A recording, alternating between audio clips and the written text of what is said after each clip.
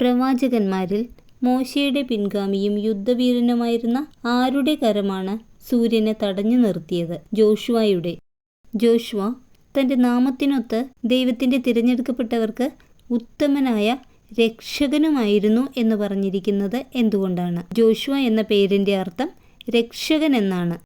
ശത്രുക്കൾ ചുറ്റും വളഞ്ഞപ്പോൾ ജോഷുവ അത്യുന്നതനെ വിളിച്ചപേക്ഷിച്ചപ്പോൾ എന്തയച്ചാണ് കർത്താവ് ഉത്തരമരുളിയത്? കന്മഴ. മോശയുടെ കാലത്ത് ജോഷുവ ആരോടൊത്താണ് സമൂഹത്തെ ഒന്നാകെ നേരിട്ട് ജനത്തെ പാപത്തിൽ നിന്ന് പിന്തിരിപ്പിച്ചത്? കാലബിനോടൊത്ത്.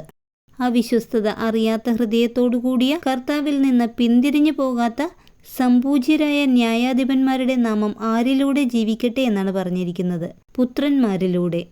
വിശ്വസ്തത നിമിത്തം പ്രവാചകനാണെന്ന് തെളിയുകയും വാക്കുകളിലൂടെ വിശ്വാസ്യനായ ദീർഘദർശിയായി അറിയപ്പെടുകയും ചെയ്തതാര്? സാമുവേൽ പ്രവാചകൻ.